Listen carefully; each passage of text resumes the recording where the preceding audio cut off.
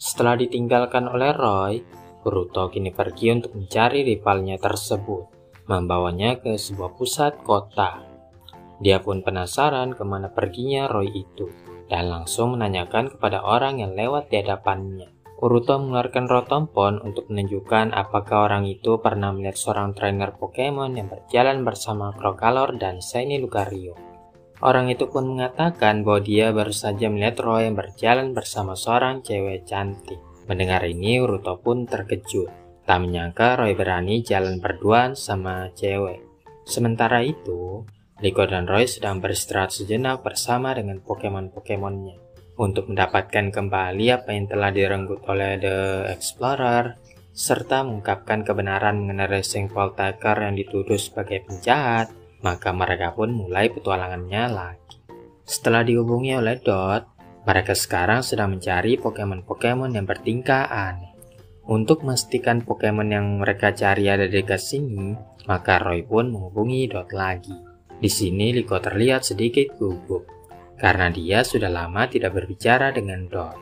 Sesaat kemudian, panggilannya tersambung, dan Liko langsung menyapa temannya dengan hangat. Dot merasa bersalah karena menyeret Liko untuk memecahkan misteri ini.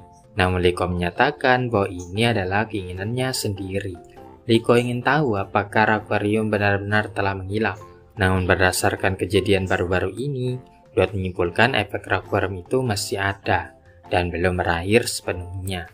Sekarang hanya tinggal mereka bertiga yang bisa diandalkan untuk menyelidiki efek akuarium.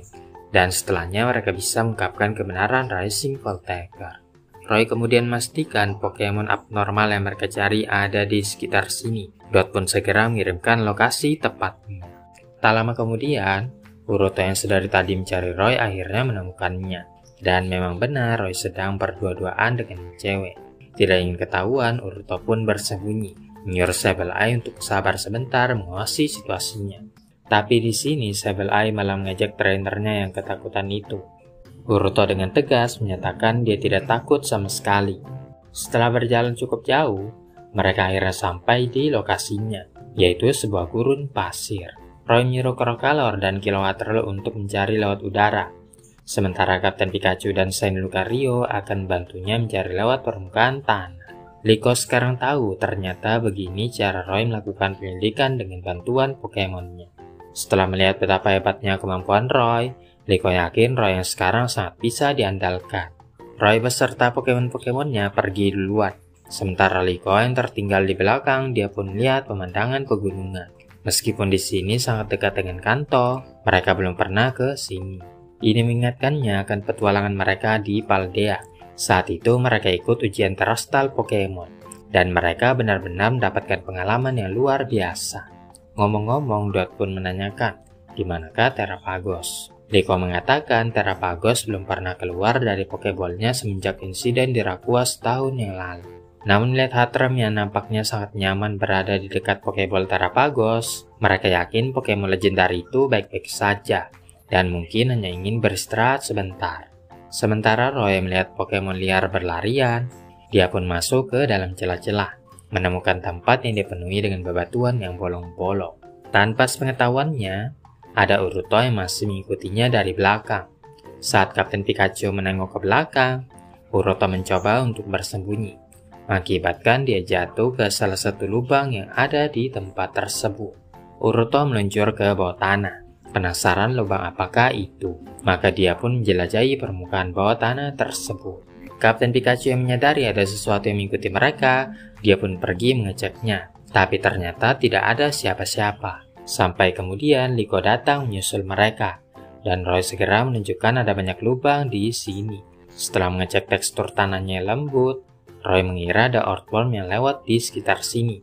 Namun lubang itu terlalu besar bagi Pokemon cacing seperti earthworm. Di depan mereka ada sebuah gua yang dipenuhi dengan kabut berwarna pink, yang disebut sebagai Rakwarum Sign atau tanda Rakwarium. Setelah berjalan menyusuri lorong yang sempit, Boruto menemukan Pokemon yang dikelilingi energi Rakwarium tadi. Dia pun ingat ini sama persis dengan kejadian saat bertarung melawan Sluggy. Parahnya lagi, Pokemon tersebut menyadari kehadirannya. Jadi Boruto segera berlari sekencang-kencangnya. Liko dan Roy sangat kaget saat melihat Steelix yang tiba-tiba muncul dari bawah tanah. Steelix merupakan Pokemon ular besi tipe baja dan tanah. Ditempa di bawah tanah dengan tekanan dan suhu yang tinggi, Pokemon ini memiliki tubuh yang lebih keras daripada logam. Perubahan pada tubuh Steelix terjadi akibat bertumpuknya unsur besi yang ditelan olehnya bersama dengan tanah. Steelix yang ditaburi bubuk baja keras dapat menimbulkan goresan pada batu berlian sekalipun. Steelix langsung menyerang Liko dan Roy dengan melemparkan bebatuan. Liko dan teman-temannya pun semakin yakin bahwa Steelix memang berada di bawah pengaruh Aquarium. Untuk itu, mereka pun harus mengalahkannya. Roy merintahkan Crocalor dan Kilowattrel untuk menyerang, berhasil menghentikan pergerakan Steelix. Ketika Crocalor hendak menyemburkan api, Steelix berhasil menghindar dengan bersembunyi di dalam tanah. Meowscarada mencoba menyerang dengan melancarkan Power Trick, tapi Steelix lagi-lagi masuk ke dalam tanah untuk menghindarinya. Kalau begini terus, mereka tidak akan pernah bisa mendaratkan serangan, jadi mereka harus mengamati pergerakannya. Ketika Steelix berulang kali keluar masuk tanah, Roy merintahkan Shiny Lucario untuk mendeteksi gerakannya dengan gelombang aura. Setelah mendapatkan posisinya, Shiny Lucario pun melompat di atas lubang tersebut dan mengajar Steelix dengan close combat. Liko juga merintahkan Meowscarada Power Trick yang berhasil menghit Steelix. Namun secara mengejutkan, Steelix sama sekali tidak terluka dan masih bisa bertahan. Di sini Dot menjelaskan bahwa Steelix merupakan Pokemon dengan pertahanan terbaik di antara banyaknya Pokemon lainnya. Makanya jangan heran kalau serangan mereka sama sekali tidak berdampak pada Pokemon tersebut. Dan lagi, serangan listrik tidak akan berguna melawan Steelix. Namun Dot punya solusinya. Dia memberitahu Roy untuk menyuruh Crocalor dan Kilowattrel untuk terbang ke udara dan menyerang Steelix dengan Flamethrower.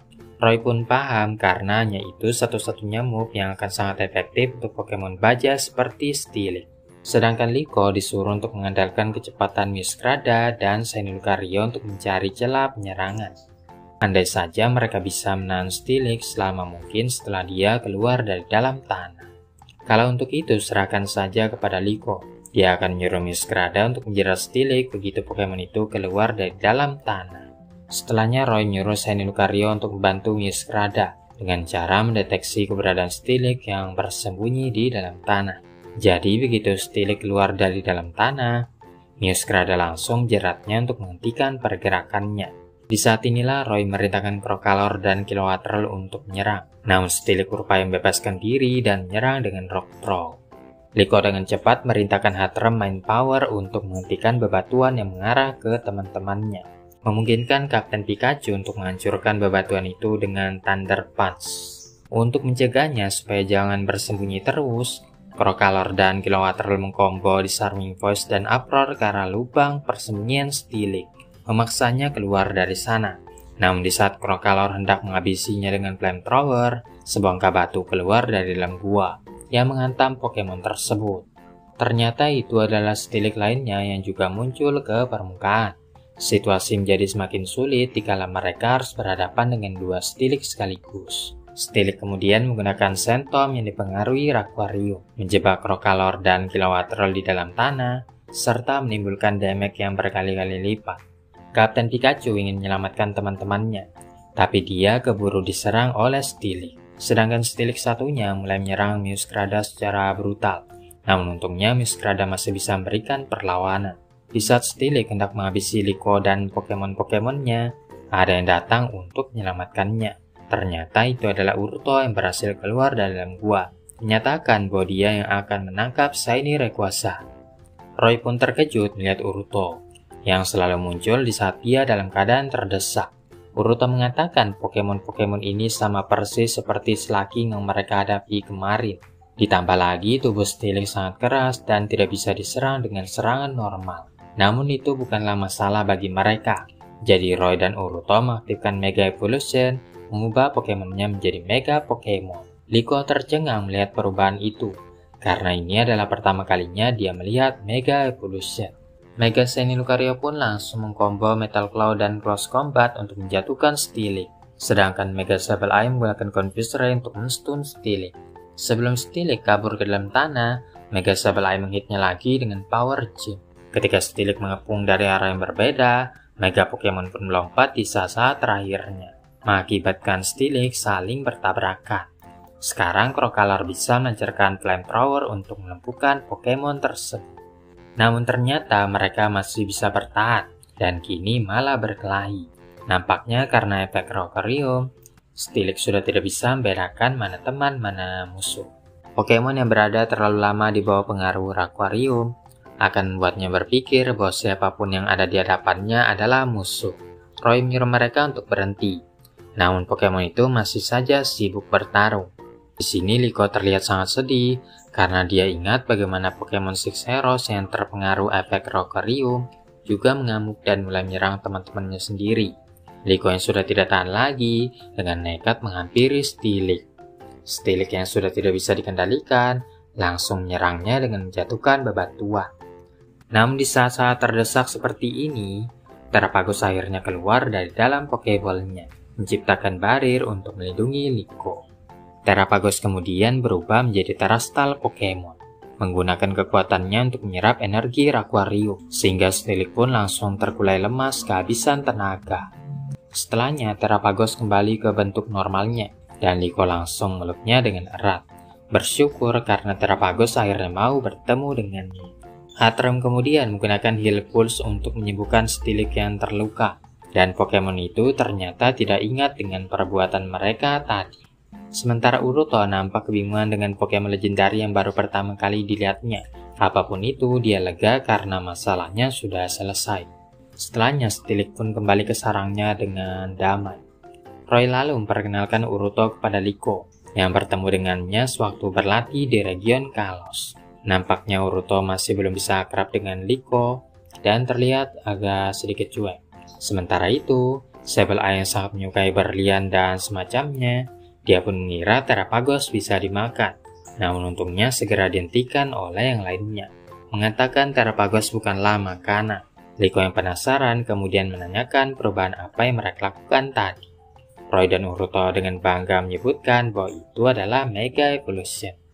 Nidoting menjelaskan Mega Evolution adalah perubahan yang melibatkan beberapa jenis Pokemon saja, membuat mereka menjadi semakin lebih kuat daripada biasanya. Untuk bisa mengakses bentuk ini, kita memerlukan Keystone dan Megastone. Dan yang paling terpenting adalah ikatan yang kuat antara trainer dan Pokemonnya. Ikatan yang kuat inilah yang membuat mereka bisa mengaktifkan Mega Evolution. Steelix yang kita lihat tadi juga bisa berevolusi menjadi Mega Pokemon. Mega Steelix kini mempunyai kristal yang mengelilingi tubuhnya. Sekarang Mega Pokemon ini jauh lebih tangguh dan tahan terhadap temperatur apapun.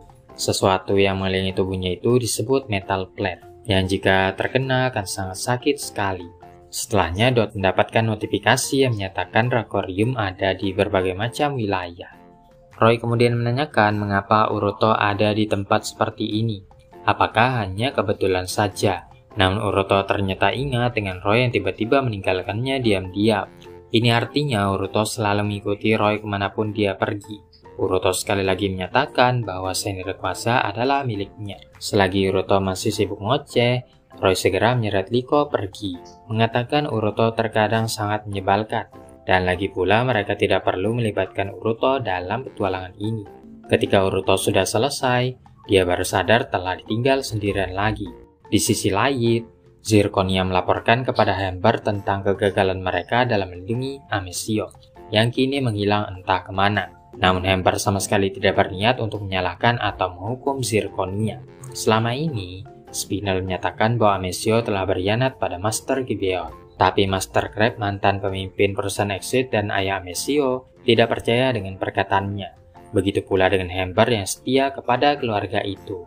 Hamber kemudian mengeluarkan cube dan masukkan sel Zygarde ke dalamnya. Dia mempercayakan item ini kepada mereka berdua, yang akan menuntun mereka untuk menemukan Zygarde, serta menyuruh mereka untuk mencari Amesio. Hamber berharap semoga mereka bisa menemukan Amesio secepatnya, tanpa perlu diketahui oleh Spinel. Nampaknya Hamber pun sudah tidak percaya lagi dengan Spinel, dan akan berontak melawan bosnya sendiri.